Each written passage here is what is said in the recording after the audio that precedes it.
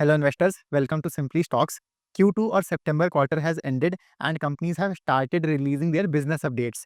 These business updates provide some basic but important information about how the company performed during the recent quarter.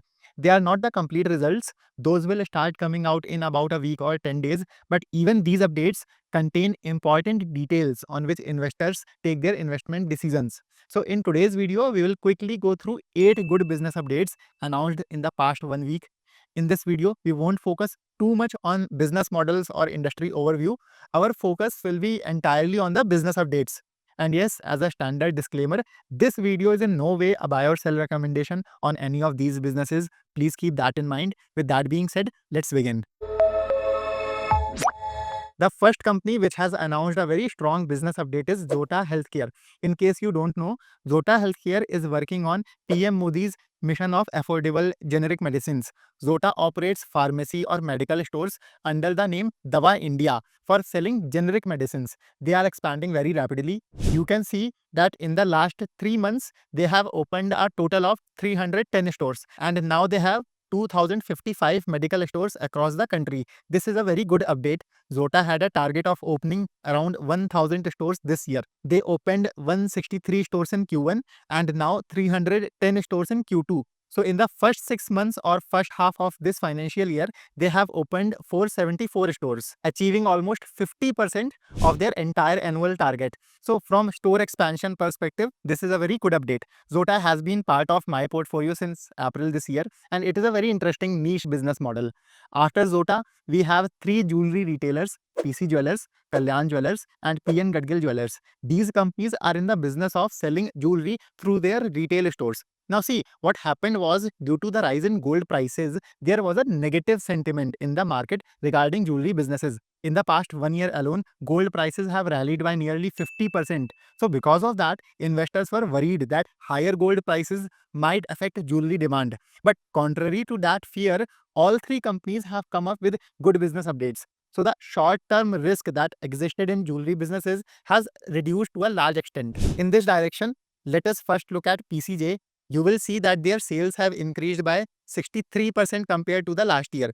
PCJ has faced several issues in the past, but they have been working on many areas of improvement. Their management had set a target of becoming debt-free by the end of this year, and in that direction, they have repaid 23% of their loan in Q2. Similarly, PN Gadgil's update has also been good, but here management has played a small trick, I would say. They mentioned that during Navratri and Dashera, their sales were 65% higher than last year.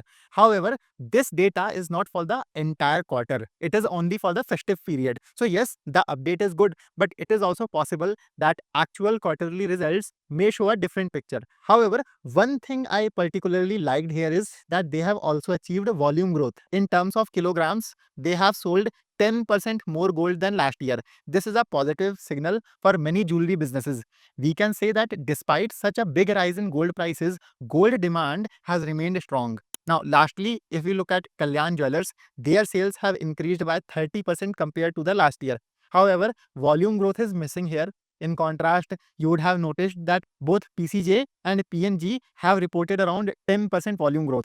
Additionally, what happened is that this year, Durga Puja fell in Q2, while last year it was in Q3.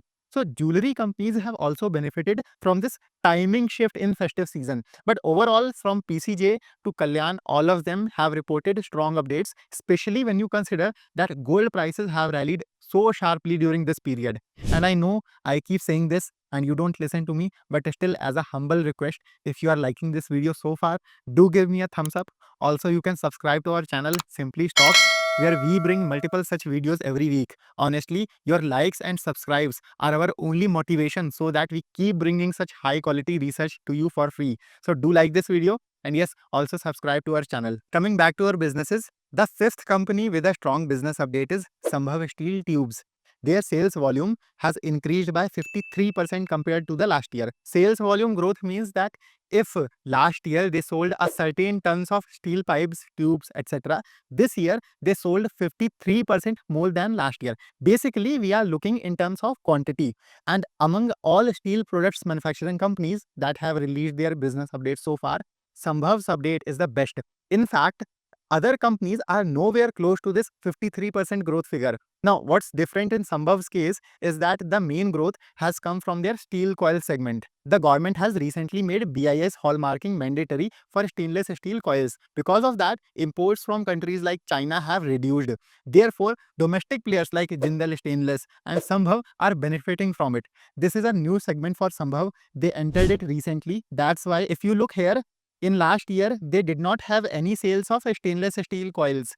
Earlier, they only operated in the pipes and tube segment, but now they are very bullish on this segment, and soon their new capacity will go live, which will increase their manufacturing capacity of stainless coils by 50%. Next is an automobile company, Eicher Motors. Eicher manufactures trucks, tippers, that is your commercial vehicles. Apart from this, through Royal Enfield, it also operates in the two-wheeler segment. Auto companies release their monthly sales data.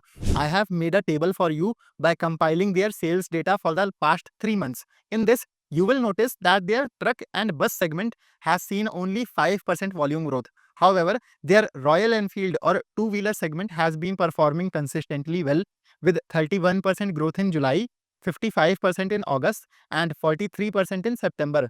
But the commercial vehicle or CV segment spoils the overall momentum.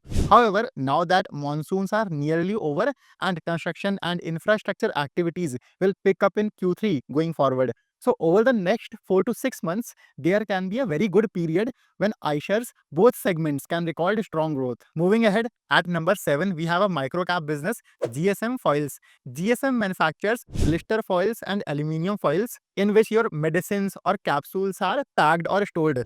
They have a customer base of 65 to 70 pharma companies for whom they make these products. Their Q2 update has been very strong. Here you will see they have given the sales figure for the entire H1 or the first half of the year and not separately for Q2. But if I calculate it, GSM sales in Q2 have increased by 87% compared to the last year. And if we combine Q1 and Q2, then in the first 6 months of FY26, GSM sales are up 111% year on year. That means as a microcap business, they are doing exactly what such companies are expected to do, which is grow fast. And GSM is executing very well on the growth front right now. Finally, let us look at Credit Access Grameen. Credit Access is a microfinance NBFC. It provides small unsecured loans ranging from 10,000 to 50,000 rupees in rural and semi-urban areas. Last year, this segment went through a period of stress as suddenly loan defaults had increased. But in the past 6 months, the segment has been recovering strongly and Credit Access is leading this recovery. Here you can see that their disbursements, meaning the new loans given, have increased by 33% compared to the last year. Also, if you look at the next screenshot, you will notice that their PAR or portfolio at risk has decreased slightly. PAR is something that, if not controlled, becomes your NPA in the future. So a decline in PAR means asset quality has improved and the risk of future NPAs or loan defaults is lower. Now see, all these 8 businesses that we studied are good businesses that you can study on your own. And if you like this video, do give me a thumbs up. Also, you can subscribe to our channel Simply Stock. As I keep saying, for us, your likes and subscribes are the only motivation that keep us going. So do like this video. Also subscribe to the channel. I'll meet you in the next video. Happy investing.